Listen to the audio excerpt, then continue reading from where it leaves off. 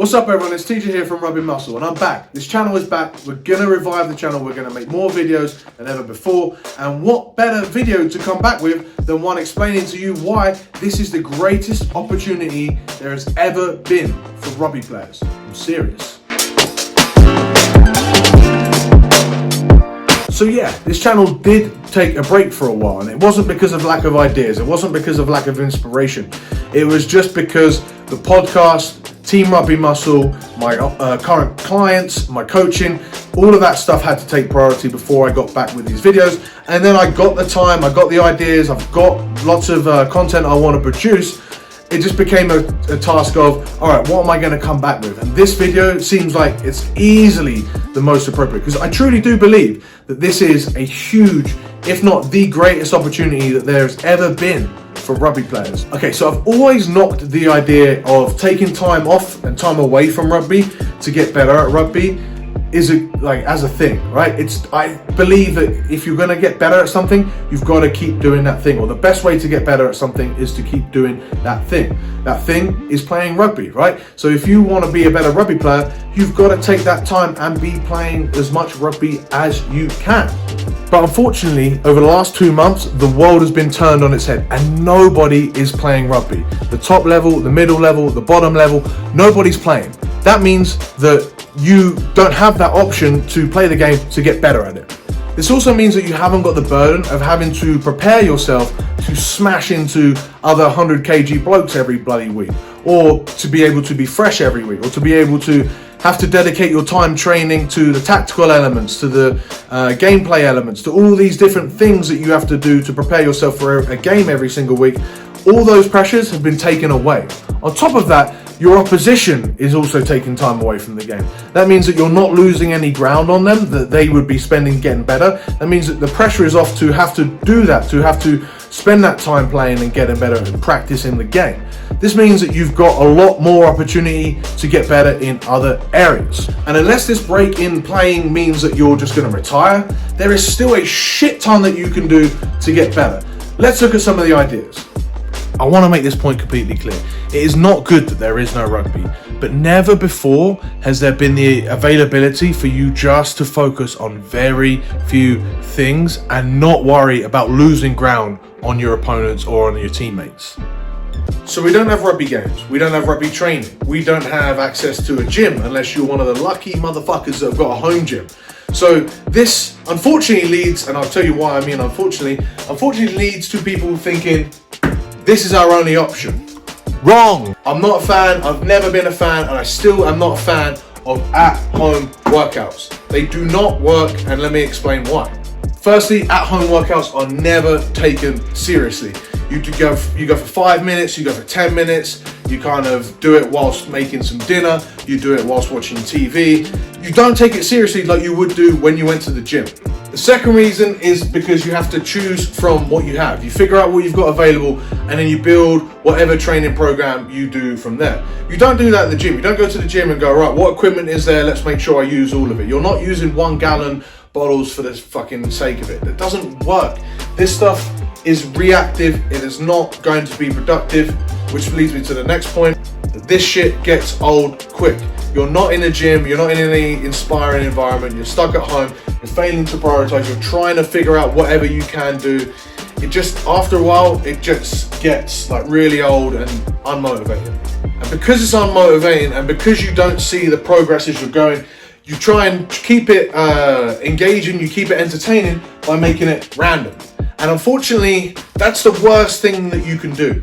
Random training or random workouts get random results. If you're doing random stuff, you cannot expect to get any positive adaptations apart from maybe a calorie burn.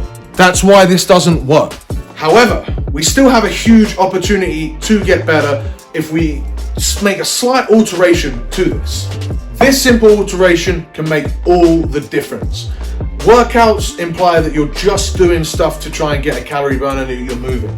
Training implies that you have a specific goal that you want to accomplish. You have a specific thing that you want to improve, and you're going to go about improving that in a targeted manner. And if you set the right goals, that means it won't get old quickly. because you are identifying what you need to improve. You are always going to be motivated because you've specified something that you want to get better at. Obviously, by that nature, it means that it's not going to be random, because you are going to specifically try and improve an aspect. That means that you've got yourself a plan, you've got yourself some sort of training method, and you're going to stick with that and improve that aspect that you want to get better at.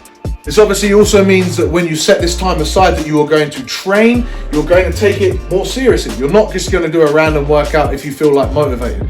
If you're actually going to train, you're going to get better at something.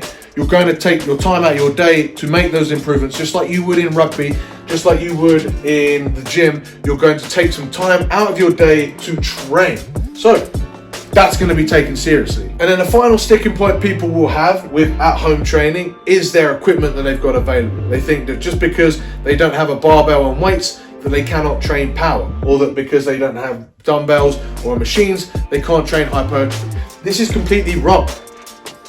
Nearly every single goal that you will be able to train for can be done with any limited equipment. And in fact, this equipment is almost liberating, because now you don't have infinite options. You have very limited options, but you still have options to be able to improve. You are able to make your environment work for you, whatever you want to train to improve at. So maybe rather than having to construct random workouts from what you have available, you can construct goals depending on what you have available. It's not a very good idea in this time, if you don't have a barbell, to try and become better at Olympic weightlifting. However, if you wanted to become more powerful, if you wanted to become more explosive, if you wanted to gain strength, if you wanted to have a stronger core muscle, if you want to have stronger leg muscles, you can do all of this. And let me give you some examples. Because with at-home training, you can still almost accomplish every single thing that you could do with a gym. You can absolutely do rugby-specific conditioning. You can figure out a few different drills that you can either perform at a low intensity to work the aerobic system, or a really high intensity to work the high output system, or to work the anaerobic system. There are lots of different options that you can do for conditioning with just your body weight and gravity. Speaking of your body weight and gravity, you can absolutely use just those two things to really get some good hypertrophy, particularly if you're someone that needs to improve their size and get bigger to get better at rugby.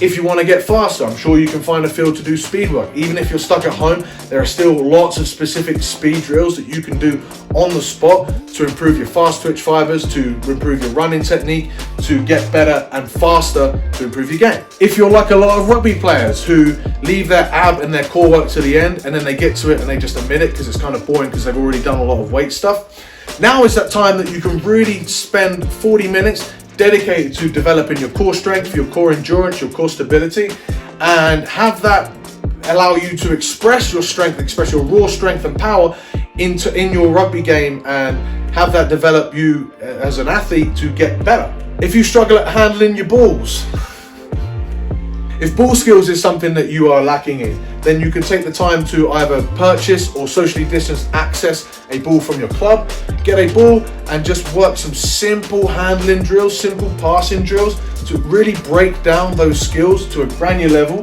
that you would never have the time to do normally because of your team's rugby training. Now you've got the time to do that, to really break down and refine and build those skills from the ground up. Really, you do have a shit ton of options. You can work your strength, you can work injury rehab as well, you can work on, what have we done, power, you can work on your movement by doing movement skills, you can work on your posture and flexibility, you can work on your tactical knowledge by watching some games and understanding why people made the decisions they did and why actions were either successful, unsuccessful, different plays. You can watch a ton of rugby and understand the game a little bit better from a bigger level, and when you get into your playing, you can get better at that. You can also rehab some injuries that have been nagging you for a long while. You can take some time out to do that. You can do so much, and the biggest challenge for you guys as players is to figure out exactly what of all of these choices are going to be most appropriate for you and that are going to benefit you the most as a rugby player. How do we do that? We take a good deal of time to set ourselves some goals. At the minute, you're going to get a lot of people throwing random workouts at you, random things that you can do to improve. And as you've seen, there are so many different ways that you can improve. But now is the time to take a step back. Take a look at your game and look at the things that you really need to improve. understand how you can improve those things, understand how good you're gonna feel because of that. Most people don't ever take the time on this, and I've done many podcasts, I've done other YouTube videos, I've done posts on my Instagram explaining how important goal setting is. One of my goals probably should be to get better writing on a whiteboard. I truly do believe that if you take the time to set yourself these goals, to analyze your game, analyze your athleticism, analyze yourself as a player, and see where you need to improve, set yourself those goals and work towards accomplishing them, you're going to thrive at this time. You are going to see why I said that this is the biggest opportunity that rugby players have ever seen. Like I said before, never has there been the opportunity to focus on such few things that you can improve that will have an exponential benefit for you as a rugby player. I suggest that you take this opportunity and run with it and improve all you can.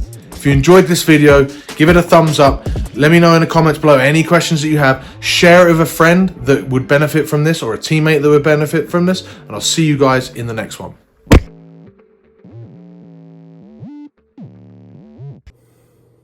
Alright guys, so I just got done editing that video. I do hope you found it useful. It would be stupid of me to not mention Team Rugby Muscle at the end here because it is world-class strengthening edition delivered directly to your phone. And just because we don't have access to a gym, in fact, the fact that you don't have access to a gym makes this more important because, like I've mentioned before, there are so many different ideas, but there are also unique ways that we can implement real smart, purposeful training with the objective of being a better rugby player into your routine.